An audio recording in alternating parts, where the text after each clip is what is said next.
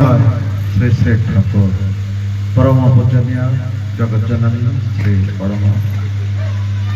परम पूज्यपाद श्री दादा एवं वर्तमान आचार्य देव समस्त गुरु परिवार कोटि कोटि प्रणाम उपस्थित मोर समस्त गुरु भाई गुरु माँ समस्त मोर जय गुरु प्रणाम एठार उपस्थित आज सभा परिचर्या कर आमर ऋतिक भाई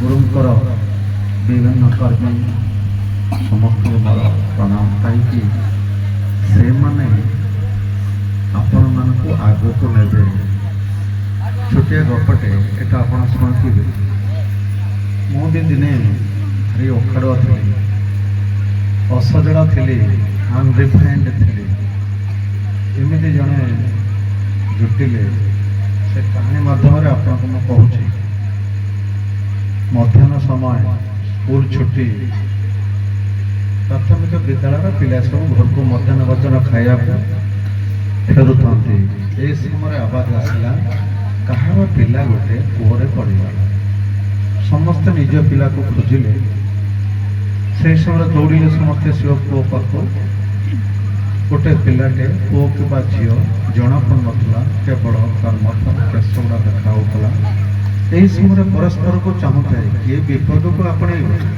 किए बा कौ मत को डेग से समय जाहो जड़े व्यक्तिटे पुओ भर भी जोर के पड़ा अन्न मैंने सेठारे उपस्थित था दौड़ी बाल्टी ये सब पकईकि से पिला को उद्धार कले से पिला को कहले वाह तो बहुत बढ़िया काम कलु आज जनकर प्राण बचाई देलु सी कहले नाई रे भाई मत ठेलिला किए यही पुओ मध्य को मत ठेलिला किए से ठीक से आम मान जन को पचर न रही आम रास्ता को आसीपर ये रास्ता बहुत कठिन रास्ता आपड़ एत भावुं सहजता एत सहज नुहे आम ये जमी मोर कहते बहुत धन्यवाद सी भाई की प्राय 7-8 वर्ष पर आम आज एकाठी अनुरोध रक्षा करके आसली सर्वप्रथम तो मुझे धन्यवाद देवी आम नायक बाबूजी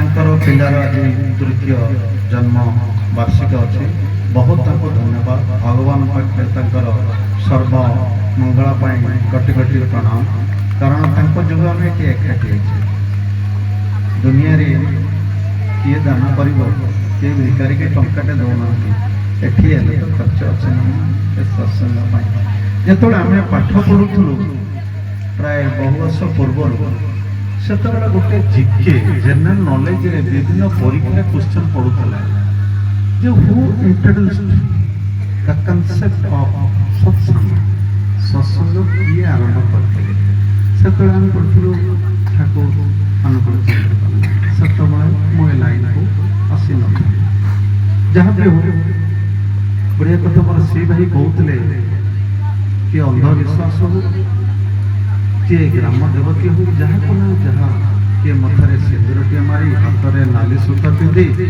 निजर लक्ष्य अर्जन करने हासिल करने लगी पड़ता वास्तव में किए कह मत कहला किए दुख पाऊन किए कह दुख पाऊन ये ठाकुर गोटे कहते आशा करवा न पाइबाटा दुख it is a clear definition से बुद्धदेव कहले कामना को एंड कर दियो तुम दुख एंड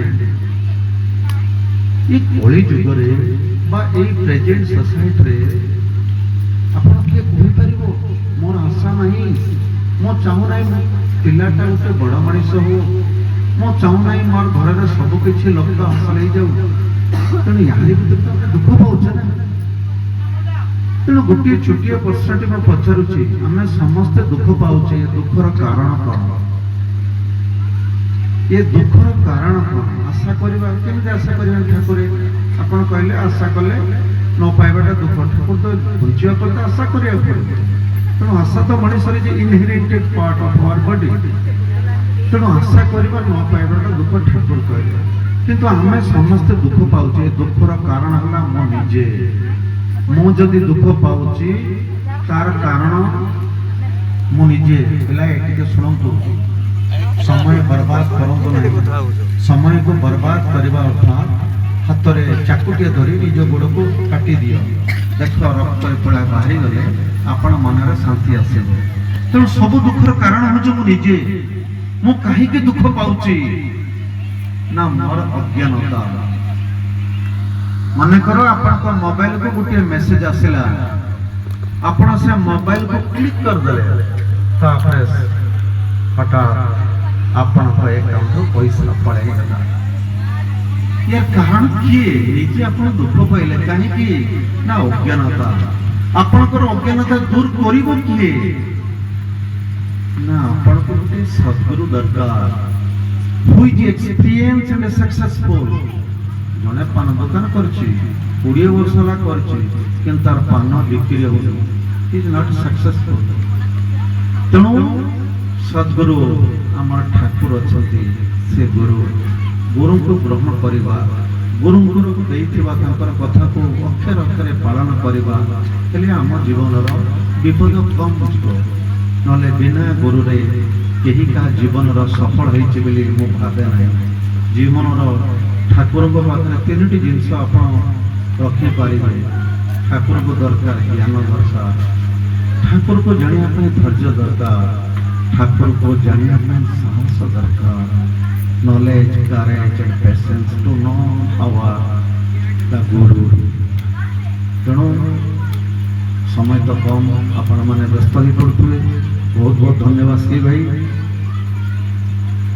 ବହୁତ ବର୍ଷ ପରେ ମୁଁ ଜାଣିନଥିଲି, ମୋତେ ଟାଣ ସିଏ ଆକ୍ଚୁଆଲି ମୋ ଭାଇ ଠକ ଇଏ ଯିବ ତ ଭାଇ ଚାଲ ଯିବା ଥରେ ଏମିତିକି ଟାଣିକି ନେଇଗଲେ ମୋତେ କୋଉଠି ସେ ଠାକୁର ବାଡ଼ି ଯାଇନଥିଲି, କହିଲେ ଉଠ ତ ଯିବା। ସେତେବେଳେ ବାରିପଦାର ଥାଏ, ଆଉ ବହୁତ ବଡ଼ ଚିହ୍ନା ପରିଚୟ ଥିଲେ, ସେ ଡାକିକି ନିଅନ୍ତି।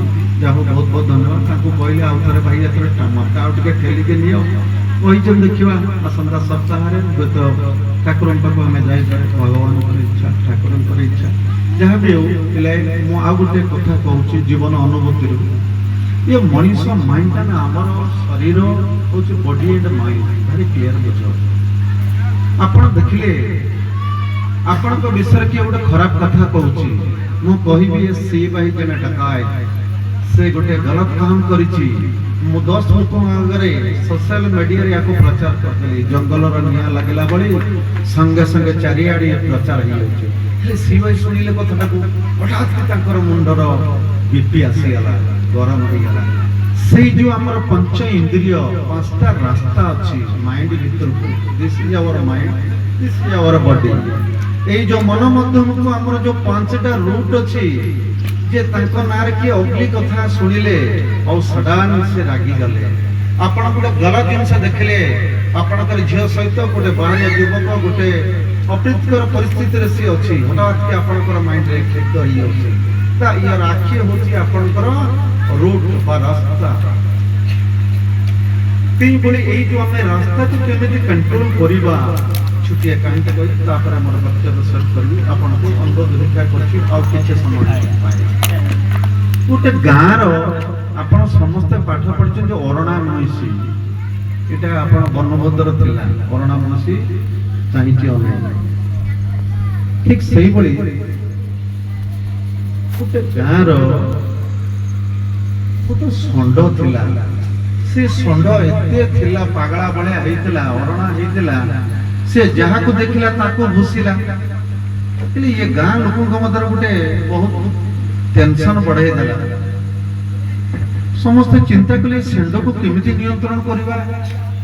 ତାଙ୍କ ଗାଁରେ ଜଣେ ପିଲା ଜିମ୍ ଫିମ୍ ଯାଉଥିଲା, ବଳି ଭଳିଆ ବାହୁବଳି ଭଳିଆ ସେ ଥିଲା। କହିଲା ଏ ଷଣ୍ଢଟାକୁ ମୁଁ କଣ୍ଟ୍ରୋଲ କରିଦେବି। ହେଲେ ଠିକ ଅଛି ବାବୁ, ତୁ ଯାହା ଷଣ୍ଢକୁ କଣ୍ଟ୍ରୋଲ କରିବ। ସେ ବାହୁବଳି ମାଇଲା ଷଣ୍ଢ ମୁଣ୍ଡକୁ, ଗୋଟେ ଉଦାଟିଆ ମାଇଲା, ତା ଧରିକି ଷଣ୍ଢକୁ ପକେଇଦେଲା। କିଛି ସମୟ ଷଣ୍ଢ ମାନେ ନିଶ୍ୱାସ ହରେଇଲା ଭଳିଆ ବସି ପଡିଲା, ସେଠି ଶୋଇ ପଡିଲା ଷଣ୍ଢ। ତାପରେ ଷଣ୍ଢ ତାର ବଳ ସଂଗ୍ରହ କରିକି ଏମିତି ଜମ୍ପ ଦେଲା, ସେ ଟୋକାଟା 20-30 ଫୁଟ ଆକାଶ ଉପରକୁ ଯାଇକି କଚାଡି ହେଇକି ପଡିଲା।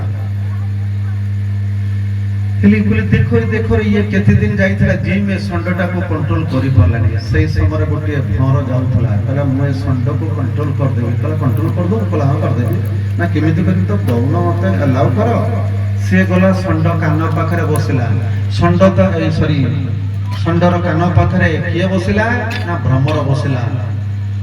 ଆଉ କାନ ପାଖରେ ଭଁ ଭଁ ଭଁ ଭଁ ଭଁ ଭଁ ଏମିତି ଚଲେଇଲା, ଯେମିତି ଆପଣଙ୍କର ଗୁରୁ ମନ୍ତ୍ର ସମସ୍ତେ ପାଇଥିବେ, ଯେମିତି ନାମ ଜପ କରିକି ଚାଲିବେ। ସେ କାନ ପାଖରେ ଏମିତି କହିଲା, ଷଣ୍ଢ ପାଗଳ ହେଲା, ଆଉ ତାର ସିଂହ ଦିଟା ଭାଙ୍ଗିଦେଲା, କଚାଡି ହେଇକି ପଡିଲା। କହିଲା ଆରେ ତୁ ପଳେଇ ଯାରେ ବରେଇ ଯାରେ, ଆଉ ତୁ ଭଁ ଭଁ କରନି, ମୁଁ ଆଉ କାହାକୁ ପିନ୍ଧିବି ନାହିଁ। ଠିକ ସେଇଭଳି ଆମର ଗୁରୁ ମନ୍ତ୍ରକୁ ଜପି ଚାଲ। କାହିଁକି ଆମ ମନ ମଧ୍ୟରେ ପ୍ରତି ସେକେଣ୍ଡରେ କେତେ ଅଦରକାରୀ ଚିନ୍ତାଧାରା ପ୍ରବେଶ କରୁଛି। ଏଇଠି ଦେଖ, ଏ ମା ମାନେ ବସି କାହା ମନ କୋଉଠି ଆମେରିକା ନା ପାକିସ୍ତାନ, ସ୍କଟଲାଣ୍ଡ, ଇଂଲଣ୍ଡ କୁଆଡେ ବୁଲୁଛି। କିଏ କାହା କଥା ଚିନ୍ତା କରୁଛି, କିଏ କହୁଛି ଏତେ फालतू कथा गुड़ा कहूँ पेट भोक लगे मो छुआ घर अपेक्षा करते ये अवस्था ना। माइंड कंट्रोल, बॉडी कंट्रोल, मन को नियंत्रण कर, शरीर को निज अधीन रख। देख समस्त ये अच्छा क्या मृत्यु न आसो, मृत्यु अनिवार्य। जो परम पिता आपण को धरा पुस्तक को पठेइचंती तांको भली आपनकर सम्मान आखि हाथ गुड़ा सब ठीक थाई कि आपण कोन करूचंती। तांको पाकु जिबे मशाणी भूमि को जिबे आपण को पुड़ी दिए आसेबे, मुठाए पाउच हबो के आपण को साथ रे जीवो। राम नाम सत्य, हरि नाम सत्य है। आपण एका जिबे सहीटी जवाब देबे। ए धरा पुस्तक आस्थिले कोन करथिले, सब किछि भगवान को भली आपण करथिला। अथच आपण मोर मोर भाई की शेष दुनिया चारिया समस्त को जय गुरु नमस्कार।